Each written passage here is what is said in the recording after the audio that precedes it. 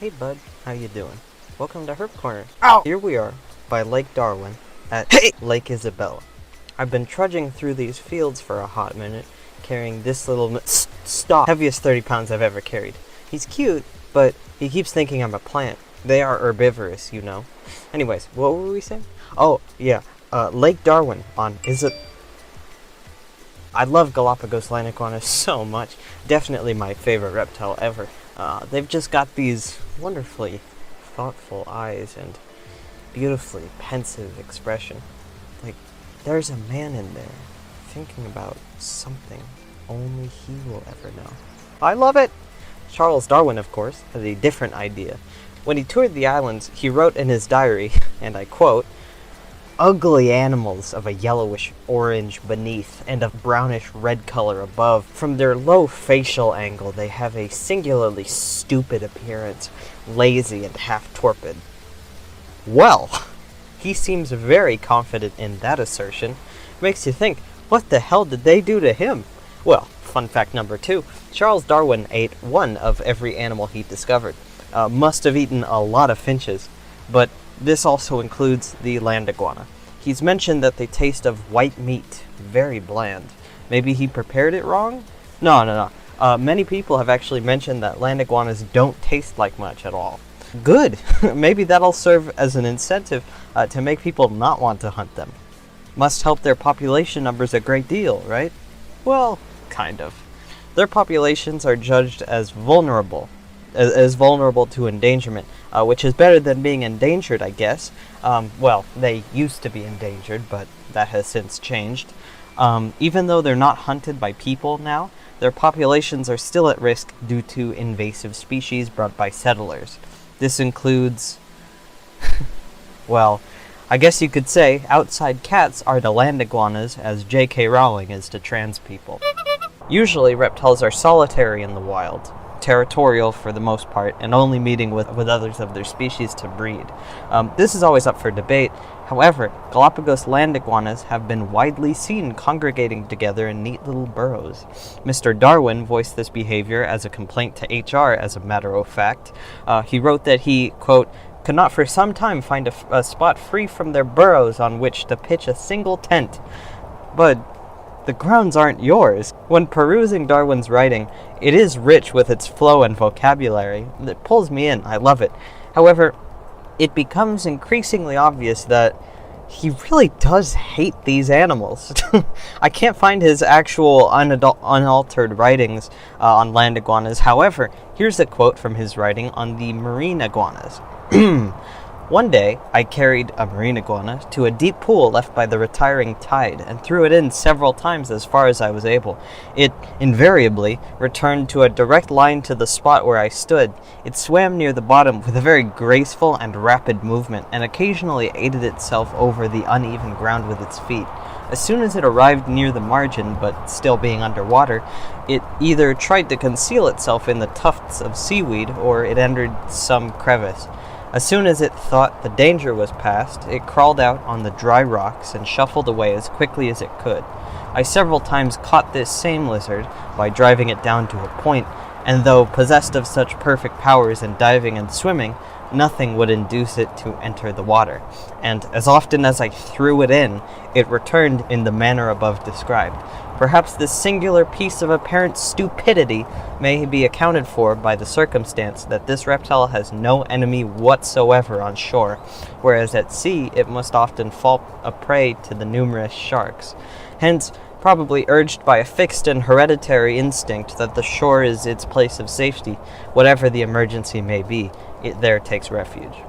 And that's very interesting indeed. But, pal, did you need to insult them for following instincts? I mean, I might be too soft for iguanas, but Chuck, let's tone it down on the finch meat, if you know what I mean. However, this plays into a further pattern in most iguanidae species on the Galapagos. They have little to no natural predators. Ow! Hey! He thinks I have mites. That's the thing, though. The only native threats in their ecosystems are mites and other parasites. But this is counteracted in their symbiotic relationships with Charles finches. Some of the finches feed on the little bugs that eat at iguana skin. Really is a perfect little arrangement they got going on. The bulk of their social intricacies is still unknown, but we do know that they share burrows. That's really it, though. They don't seem particularly skittish around people, either, which may reflect a greater comfort in other organisms. I mean, on land, they've got few things to fear, so it makes sense, right? Sometimes they'll straight up just walk up to photographers. They're very curious. Though it is important to note that they will bite people, but only when poked with a stick over and over again. At least that's what Darwin told me. Oh, and also, if they're close enough to another male in a particularly bad mood, they'll likely get into a fight. Two males will latch onto each other and spin until the other gives up, or, as Darwin stated, draw blood. But because they lack natural predators, makes you wonder what exactly they do with all that spare time. Well, they wander mostly. Wander around the dry parts of the Galapagos, taking bits of cactus fruit they can pick off the ground. Anything else is, unfortunately, out of reach. They'll eat stuff off the ground too. Excuse me. They'll eat other stuff off the ground too, leaves and, other veg. The iguanas found in more lowland locales tend to feast on berries off bushes in the Galapagos right next to the tortoises. They share meals together with a great deal of other species. I love it. They also enjoy sharing their ticks, evidently. On this topic of food, here's a fun fact. The Galapagos land iguanas get their bright yellow or orange coloration from the flowers they eat. Flowers of the genus Portulaca are common throughout the Galapagos Islands. The more flowers an iguana consumes, the yellower they get. Also, I'm really sorry we didn't get to film at Wolf Volcano since it's, 1, really cool, and 2, the main breeding ground and nesting area for iguanas. I would have loved to film there, but you know how volcanoes are. I mean, yeah, it's been inactive for the last 33 years, but you never know. Speaking of things you never know, I hope you never know what you know that you know that these... I hope you never not know the answer to this one. Here's 2 truths and a lie about the Galapagos land iguana. Let's see if you were paying attention. A. Galapagos land iguanas are asocial. B. Galapagos land iguanas are herbivorous. And C. Galapagos land iguanas dig deep burrows, which they share. Which one was the lie? Feel free to comment down below. And don't cheat by waiting for me to tell you at the end, or else the wolf volcano will eat you.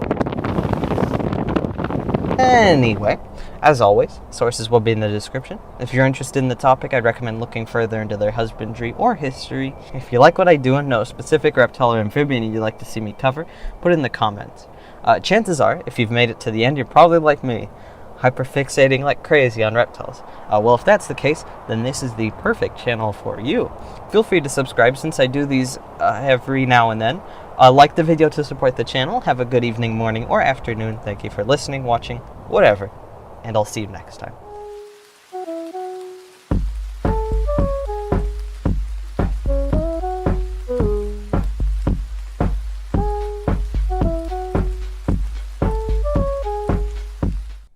By the way, the lie was answer A. Galapagos land iguanas are not in fact asocial and are a social animal.